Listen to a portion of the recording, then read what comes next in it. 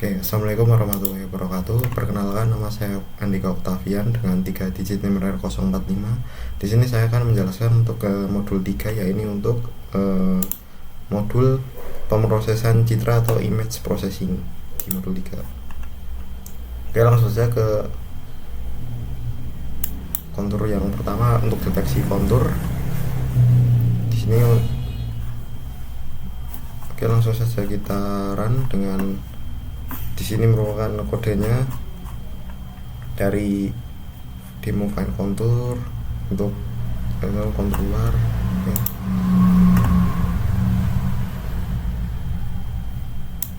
Di sini sudah terlihat ya bagaimana cara mencari kontur-konturnya, deteksi bahwa kenapa kok bisa menjadi persegi, kok bisa jadi lingkaran, bisa jadi kayak lonjong begini atau persegi. Nah, kemudian di sini untuk pendeteksi konturnya, di mana kontur pertama deteksi di sini dengan berwarna hijau persegi, kemudian ketiga konturnya dari persegi yang besar di sini, terus ada persegi yang kecil di sini dan di lingkaran. Nah, untuk yang tiga kontur juga sama seperti tadi. Kemudian di sini untuk mendeteksi semacam sudut-sudut gitu, dari yang sini 7 titik, 5 titik dan sampai ke 4 titik. Nah, di sini untuk properti konturnya.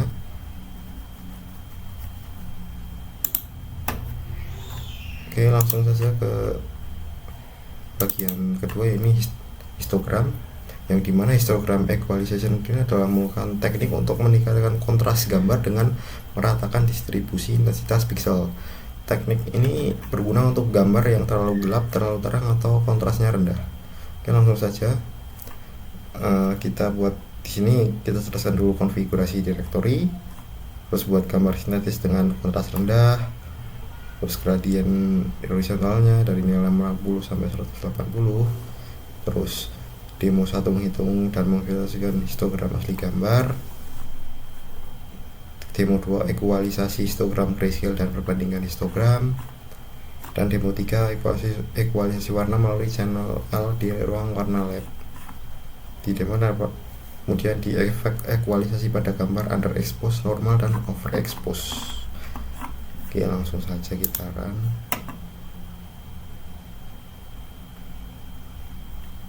Ya, sebentar.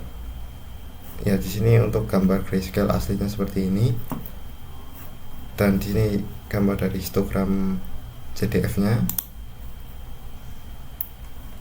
Jadi equalisasi histogram grayscale, kemudian gambar asli, kemudian setelah di equalize maka kontrasnya bakal perbedaannya seperti ini. Jadi makin tahu kita batas-batas warnanya, dari yang hitam agak sedikit kehitaman, kemudian ke abu-abu, langsung menuju ke putih. Kemudian di sini histogram asli yang distribusinya sempit, dan setelah diequalisasi maka distribusi histogramnya menjadi rata. Kemudian ekualisasi warnanya, demo 3-nya seperti ini, untuk gambar aslinya seperti ini. Setelah ekualisasi lab L maka warnanya tetap terjaga dan juga kontrasnya tuh semakin meningkat.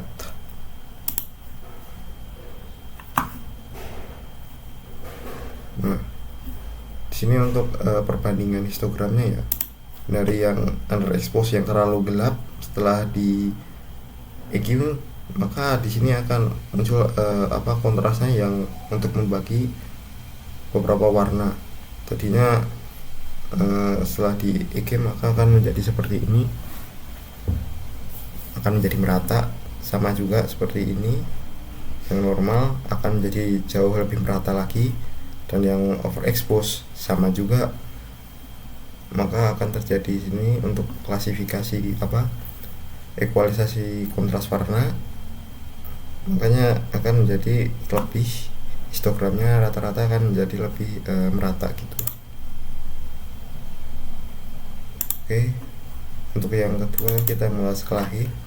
Kelahi sendiri ini merupakan kontras limited adaptive histogram equalization yang merupakan pengembangan dari histogram equalization yang bekerja secara lokal pada tel-tel kecil gambar dan membatasi amplifikasi kontras. Clay sendiri menghindari noise amplification yang terjadi pada equalized haze. Kita penasaran. Nah, di sini untuk gambar aslinya seperti ini, equalized haze-nya seperti ini, clap limitnya seperti ini. Gambar aslinya histogram global, histogram kelahnya, dan variasi clip limitnya,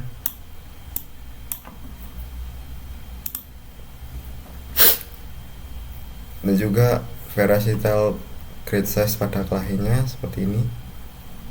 Semakin lama semakin merata warnanya. Dari yang di sini kontrasnya warnanya beda banget, dari yang di sini hitam, di sini putih, di ini malah semakin jauh lebih merata, walaupun ada perbedaan yang signifikan sih, nggak terlalu signifikan banget dari yang agak keputihan sampai yang agak kehitaman.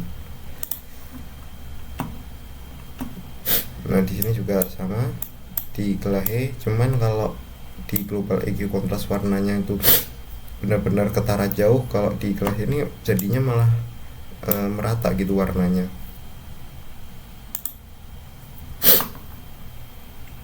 Oke. Dan di color segmentation, oh ya, sebelumnya saya harus menginstal di sini dulu ya, download image.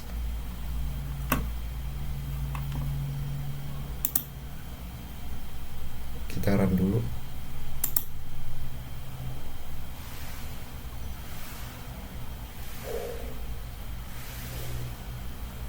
Oke.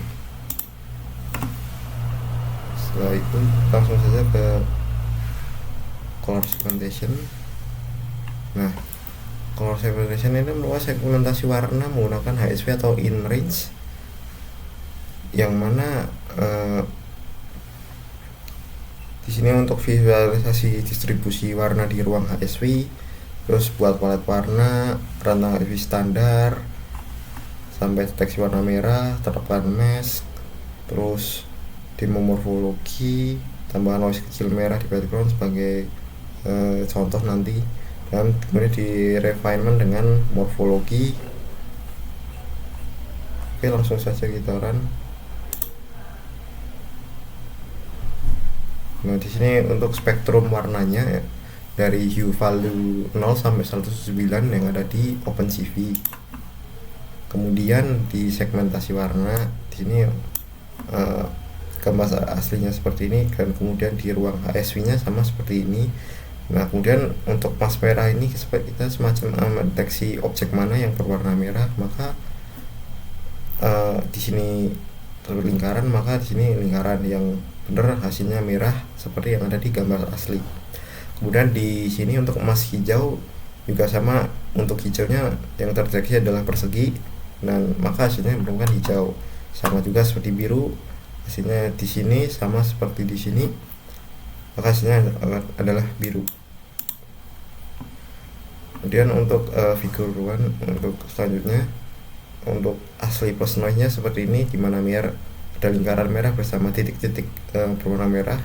Kemudian kita mask raw untuk mendeteksi adanya ini noise kecil. Kemudian kita mask ray setelah morfologi untuk sebagai untuk meratakan atau untuk menghapus noise kecil. Nah, kemudian hasil bersihnya akan menjadi seperti ini. Nah, di sini untuk pendeteksi warna ya, dimana komputer bisa mendeteksi warna merah, hijau, biru, kuning, oranye, dan ungu. Oke, langsung saja selanjutnya di thresholding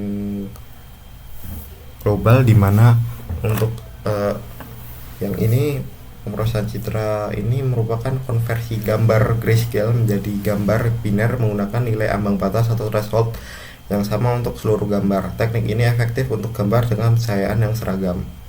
Dengan topiknya satu manual threshold dengan berbagai nilai, kemudian perbandingan jenis threshold dari binary inverter, turns, to zero, dan to zero inverse.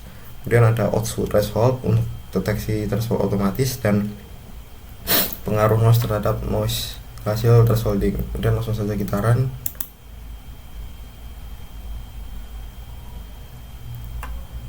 Nah, di sini sudah terlihat ya gambar grayscale aslinya tuh seperti ini.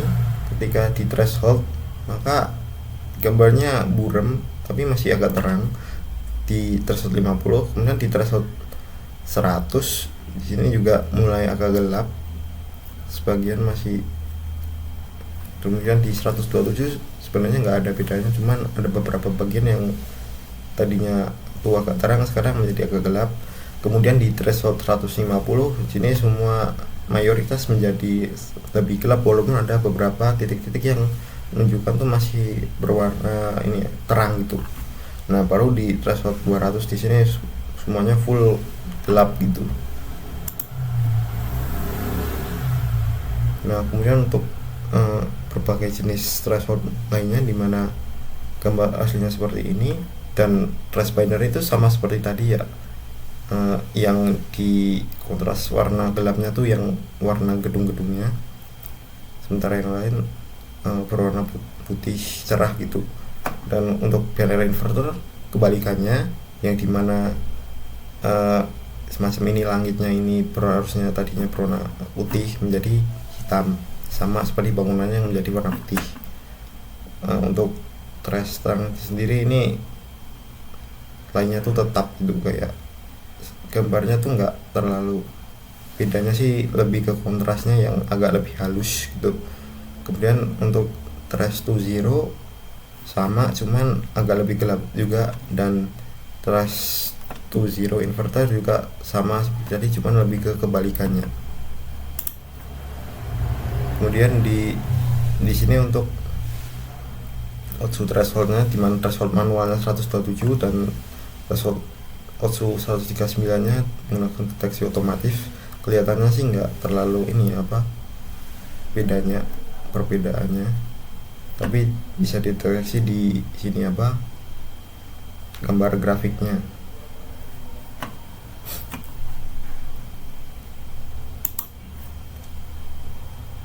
Oke, selanjutnya untuk pengaruh noise pada global thresholding. Nah, seperti yang kita lihat dari tanpa noise, noise ringan, noise sedang sampai noise berat, ini tuh makin lama tuh makin apa ya, gambarnya tuh makin buram, juga sama seperti Otsu 139 sampai Otsu 134 semakin kecil maka warnanya akan semakin lebih buram gitu. Oke. Dan untuk threshold Otsu dan triangle, dimana Otsu meminimalkan varians interclass atau bimodal histogram, dan triangle garis dari puncak ke ujung histogram dan cari jarak aman. Oke, langsung saja.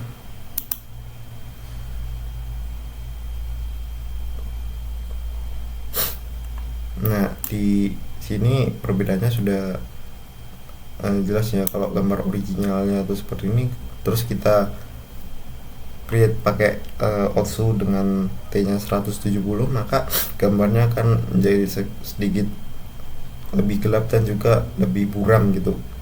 Sama dan di triangle malah hasilnya malah jauh lebih gelap, dan kalau kita Otsu plus blur hasilnya 11 dengan ini 11-12, cuman di sini lebih ke ketambahan ngeblur gitu. Dan di sini merupakan gambar Natsu Otsu, Nature Otsunya. Di sini ada perbandingan dari histogram plus threshold dan histogram nature-nya.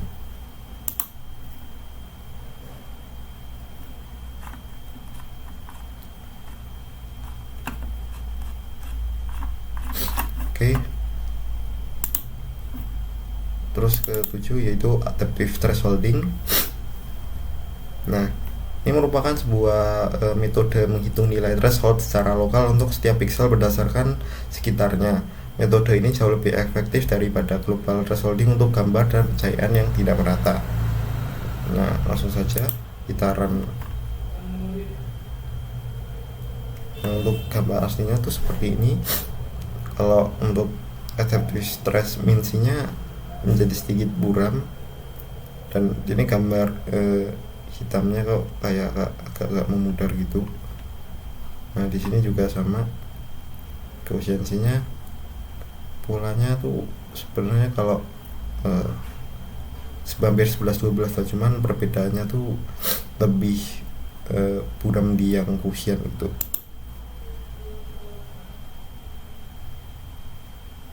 Nah, di sini untuk block size variasinya untuk ada adaptive threshold menggunakan koefisien C3, dimana semakin besar block size-nya maka gambarnya tuh akan semakin menjadi hitamnya semakin pekat, semakin jelas. Dari yang sini buramnya itu buram banget sampai yang mulai menebal begitu. Nah untuk variasi konstantanya dimana ini untuk gambar C-5 nya dimana ini gelap ya, dan juga kemudian di C0 nya malah cenderung agak seperti berantakan dan kacau gitu. Kemudian di C2 nya mulai terang seperti tadi. Nah untuk C5 sampai C20 ini gambarnya semakin lama semakin memudar gitu warna hitamnya. Nah, di sini untuk global versus adaptive threshold dengan pencahayaan hitam rata. Untuk gambar gradien pencahayaan kiri terang kanan gelap, terus global outsu gagal di area sampuran, dan adaptive mean dengan adaptive perlegion di sini, dan adaptive quotient yang ini hasilnya merupakan yang paling halus. Oke. Untuk selanjutnya ada di konvolusi, yang dimana untuk memahami operasi konvolusi 2D secara manual maupun menggunakan CV22 filter 2D serta mempelajari berbagai jenis kernel standar dan pengaruh ukuran kernel terhadap waktu dan proses hasil sekitaran.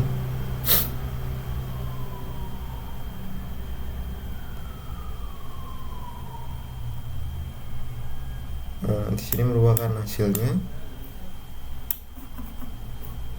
untuk manual versus CV2.filter 2D. Dan di sini untuk kernel standar dari yang asli identity, box blur, sharpen, emboss, dan edge detect. Di sini untuk semacam gambarisasi dari custom kernel dari nol, dari kernel horizontal, diagonal, Laplacian 5x5, dan maka hasilnya akan menjadi seperti ini.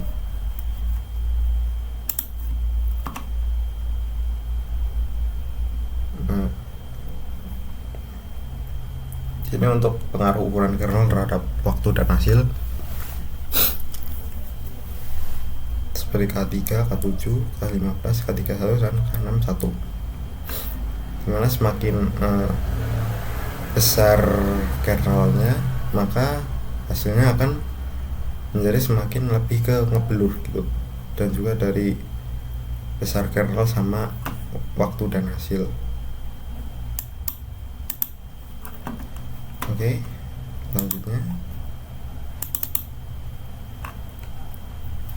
Nah untuk kemudian ada Gaussian blur yang merupakan memahami filter Gaussian dan distribusi Gaussian 2D serta membandingkan dengan blur kotak atau box filter untuk mempelajari pengaruh ukuran kernel dan nilai sigma terhadap tingkat kehalusan serta implementasi variabel Gaussian untuk efisiensi komputasi.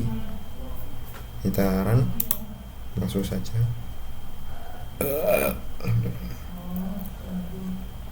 Sini sudah terlihat ya gambar aslinya seperti ini, dari Gaussian blur K15 nya seperti ini, terus blur rata-rata K15 dan filter rata-ratanya seperti ini.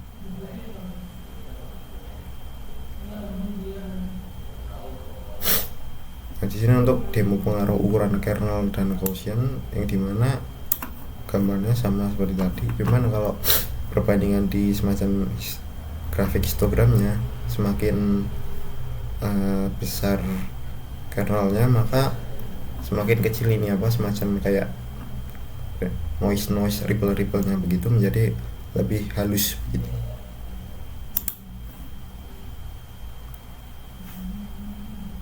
Dan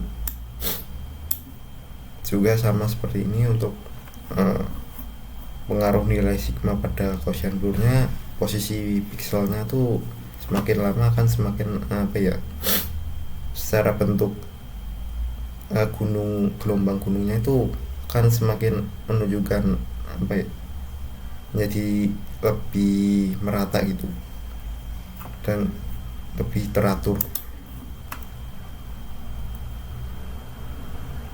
Nah, di sini untuk kernel 2D heatmap untuk perbandingan Gaussian blur dan subfilter 2D dengan selisih absolutnya menjadi seperti ini. Oke. Kemudian di median dan bilateral yang tujuannya memahami perbedaan filter berbasis urutan dan filter yang mempertahankan tepi dan menggunakan bilateral filter serta membandingkan efektivitas masing-masing terhadap jenis noise yang berbeda. Langsung saja kita kan. Di sini untuk gambar aslinya seperti ini, sandpapernya seperti ini, buram. Di median blurnya seperti ini, agak-agak sedikit ngeblur. Dan di Gaussian blurnya gabungan dari ini ya, blur, median blur sama sandpapernya. Terus untuk ukuran kernelnya yang gimana? Di sini semakin dimana ya, noise-nya 10%, median K3, median K5, K9 dan K15. Gambarnya akan menjadi semakin halus. Kemudian di bilateral filter menggunakan edge preserving. Sini noisy, bilateral alpha C 25, bilateral C 25 dan bilateral 150.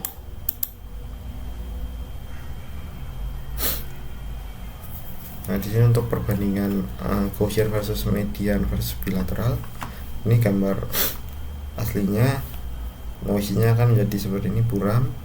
Gaussian K9-nya seperti ini akan menjadi sedikit agak-agak beberapa detailnya lebih gelap, dan K5-nya sendiri masih mempertahankan yang tadi, cuma hanya sedikit beberapa yang gelap itu. Nah, untuk kemudian referensi gambar ini, untuk error Gaussian-nya akan menjadi seperti ini, dan error bilateralnya akan seperti ini. Dan di sini error bilateral, error median maksudnya.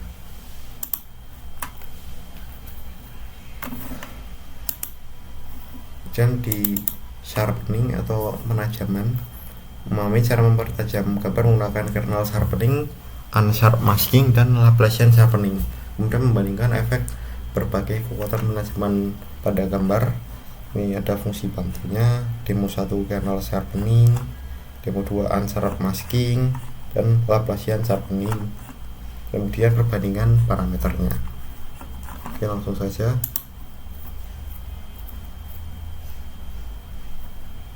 Nah, di sini untuk aslinya standar dan sharpnya. Di sini semakin tinggi kernel penajamnya, maka gambarnya akan semakin menjadi lebih detail. Gambarnya menjadi semakin tajam gitu.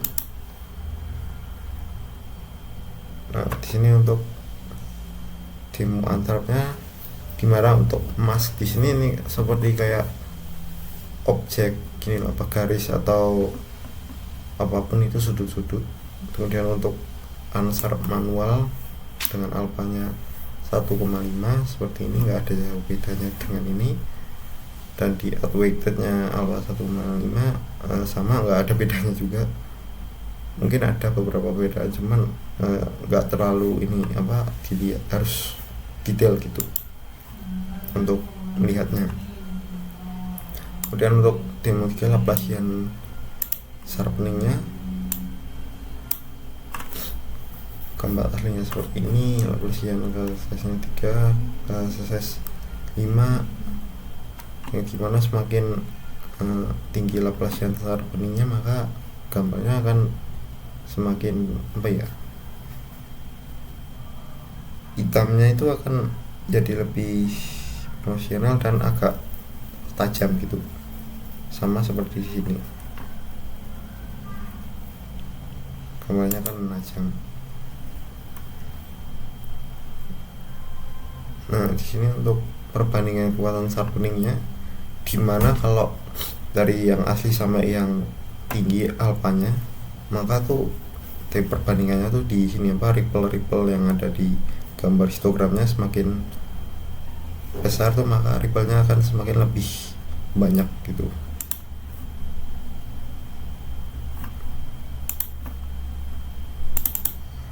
Kemudian ada deteksi tepi Sobel yang merupakan memahami cara mendeteksi tepi gambar menggunakan filter Sobel dalam arah X dan Y, kemudian menghitung magnitude dan arah gradien serta membandingkan Sobel dengan Shar dan berbagai ukuran kernel. Visualisasi menggunakan heatmap dan quiver plot. Ada fungsi batu, demo satunya Sobel X dan Sobel Y seperti ini, demo 2 magnitude dan arah gradien, ini kodenya. Demo 3 Shar filter sebagai alternatif key size dan normalisasi 0 sampai 25 untuk tampilan. Demo nya perbandingan key size Sobelnya.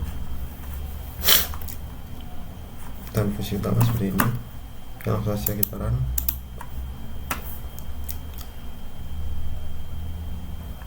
Di sini gambar aslinya. Sobel GX nya tepi vertikal dan Sobel GY tepi horizontalnya.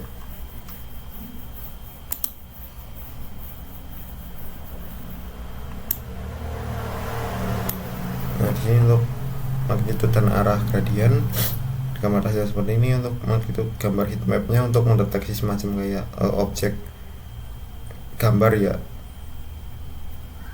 dan juga arah gradiennya, yang dimana arah gradien ini tuh ya sama seperti tadi untuk mendeteksi ini membaca ada pola enggak gitu.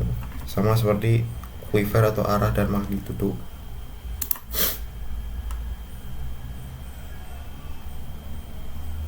Kemudian di sini ada demo Shar versus Sobel K-size sama dengan 3.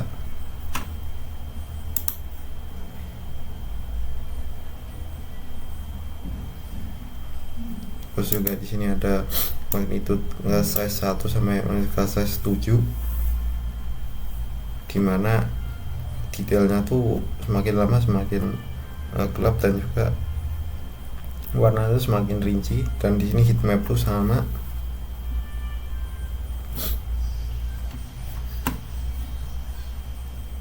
Dan di sini ada posisi pixel horizontal dengan profil magnitude di baris tengahnya, yang mana untuk profil K-size satunya itu sangat tinggi itu untuk magnitude-nya, sementara untuk K-size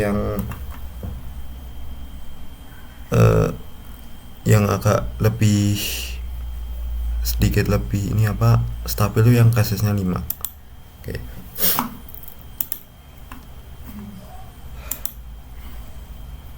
Kemudian deteksi tepi Kenny yang merupakan Kenny Edge Detector untuk metode multi tahap untuk Gaussian blur, gradient, non-maksimum, dan double threshold. Langsung saja kita run.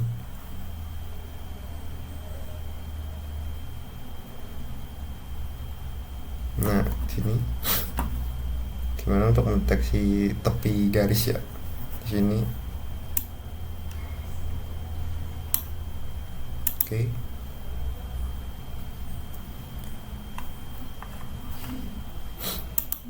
Selanjutnya tuh deteksi tepi Laplacian.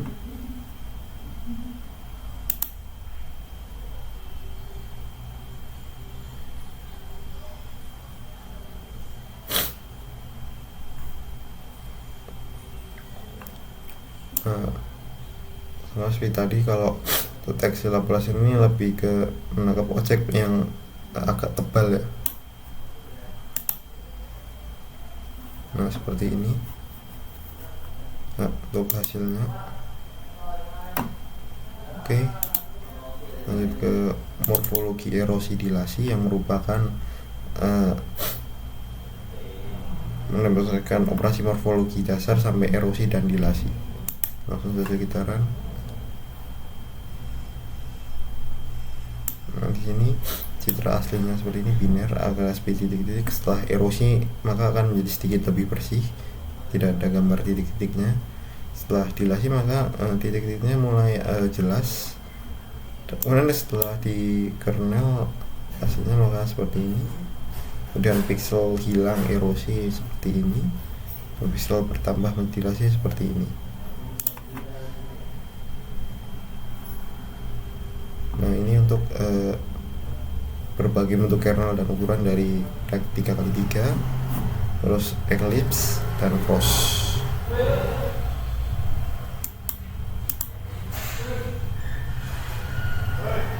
Sini juga untuk pengaruh interaksi berganda, dimana kalau semakin kecil pixelnya maka gambarnya itu akan semakin lebih bersih dan jelas gitu. Jadinya untuk gambar-gambar tipis itu bakalan nggak kelihatan.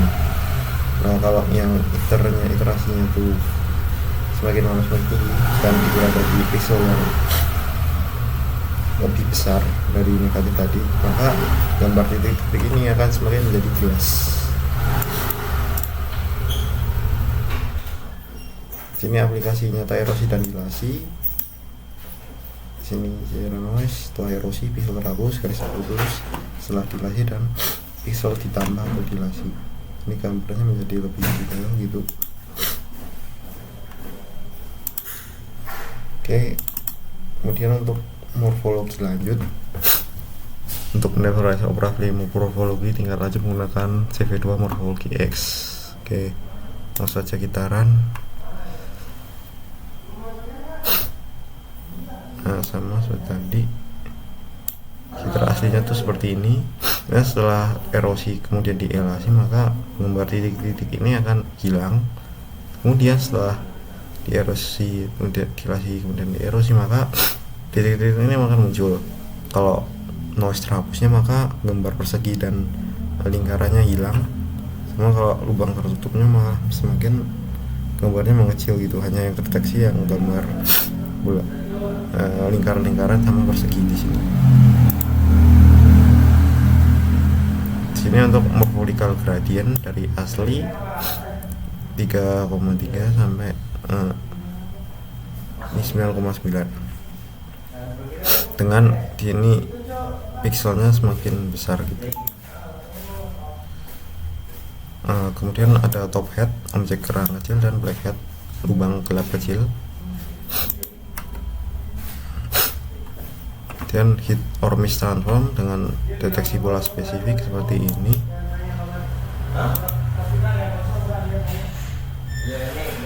Oke.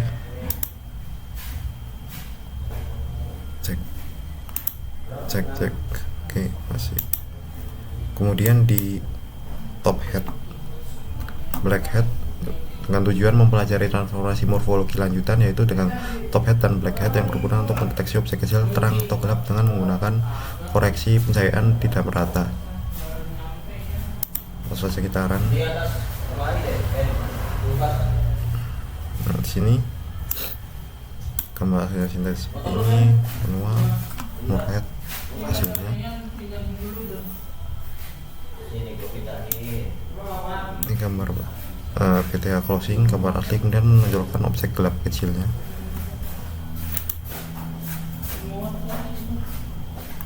Dan di sini koreksi pencahayaan tidak merata dengan background subtraction via white top head. Dan ini untuk pengaruh ukuran structuring elemen pada white lab yang hasilnya lebih besar dan fitur yang lebih besar ikut tertangkap. Oke, lanjut ke 18 untuk transformasi Fourier, dimana mempelajari Fourier discrete transform DFT untuk menganalisis gambar dalam domain frekuensi. Langsung saja.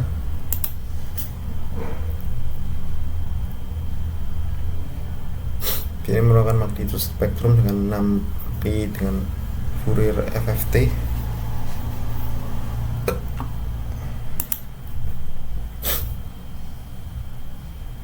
Dan filter frekuensi dalam domain Fouriernya menjadi seperti ini hasil gambarnya.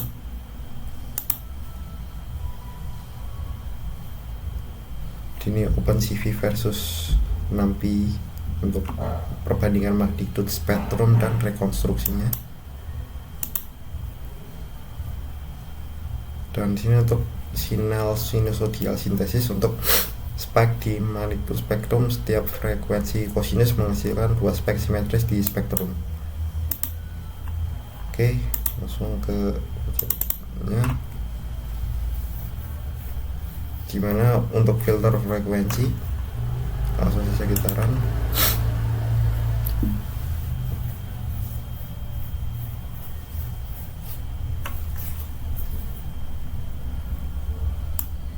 Nah, di sini untuk originalnya log hasilnya seperti ini.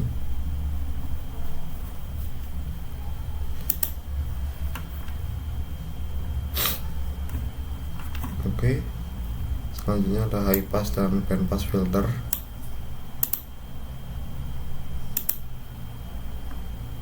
Oke,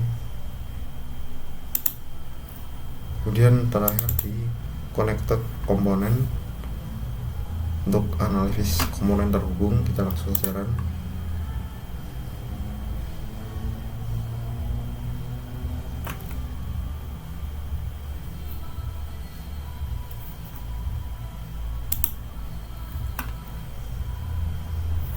Sini untuk gambar asli, citra biner, dan label 5 komponennya, dimana komputer berhasil melabeli ke beberapa bentuk sebuah ini ya, objek dengan baik di ukuran maupun di perbedaan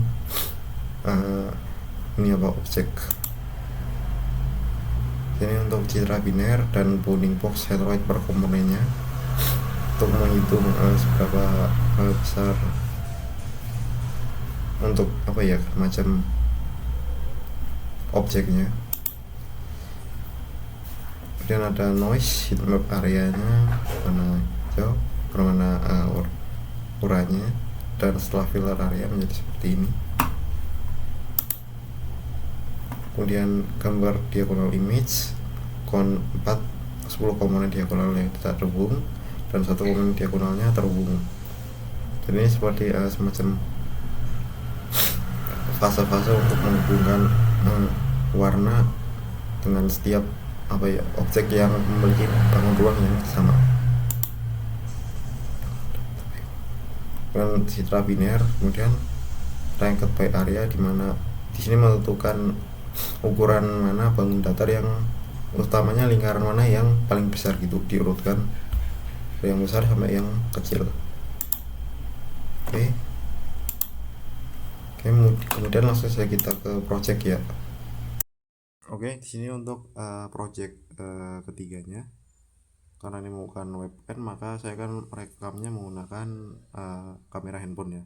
Di sini merupakan project real time pipeline analisis citra menggunakan webcam dengan deskripsinya pipeline real time yang menggunakan berjalan dari webcam dengan optimisasi untuk target minimal 10 fps menggunakan CV2 video capture. Oke, di sini merupakan dari setting dan kodenya. Langsung saja kita run saja ya.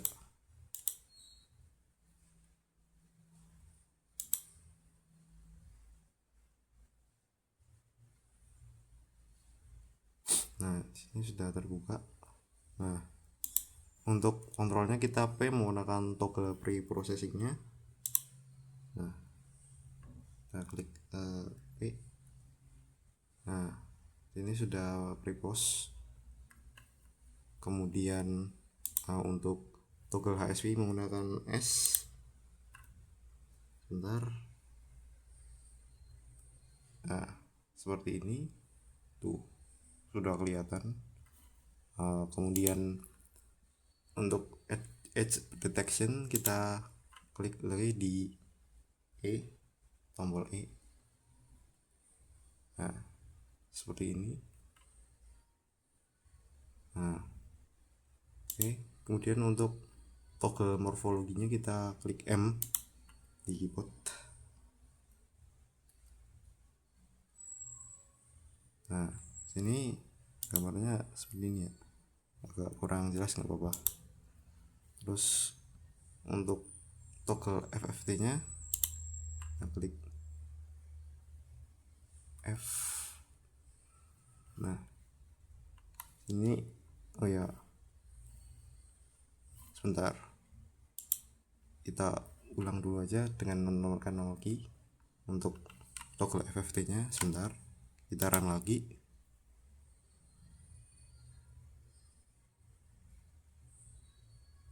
Nah, kita klik F. Nah, seperti itu. Dan untuk R nya kita reset ke original. Nah, tadi seharusnya nggak usah di dulu, kita klik R. Nah, maka akan jadi seperti ini, kembali ke awal ya. Terus C nya kita capture frame nya, misal capture frame ke apa ya, edge nya seperti ini, kemudian klik C untuk mengcapture ke output. Nah, setelah di ini kemudian kita exit menggunakan key. Oke, mungkin sekian dari saya, kurang lebihnya mohon maaf. Wassalamualaikum warahmatullahi wabarakatuh.